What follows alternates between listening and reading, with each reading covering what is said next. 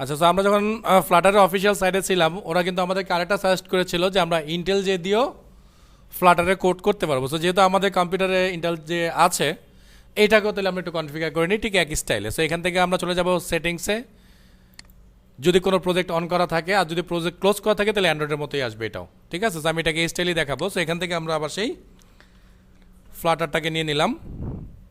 So Flutter accept করলাম, install হচ্ছে already, চাকা ঘুরতেছে যেহেতু হচ্ছে, ইনস্টল হয়ে গেছে। এবার আমরা ডার্টটাকেও নিয়ে নিব। ডার্ট একই স্টাইলে কিন্তু, হ্যাঁ, কারণ দুইটা কিন্তু জেট ব্রেনেরই, মানে ইন্টেল যেও জেট ব্রেনের, Android studio jet brain develop করে। দুইটাই হয়ে গেছে। সো আমরা একটু রিস্টার্ট করি এটাকেও। রিস্টার্ট হয়ে আসতেছে আমাদের সামনে, এটা রিস্টার্ট হয়ে গেছে অলরেডি। এটার মধ্যে আমাদের স্প্রিংয়ের একটা প্রজেক্ট অন করা আছে। আমরা এখান থেকে যদি নিউতে যাই, প্রজেক্টে যদি যাই, সো দেখেন এখানে ফ্লাটার অপশনটা আছে, কোথায় আছে খুঁজে বের করেন তো। ফ্লাটারও আছে, দেখেন এই যে ফ্লাটার।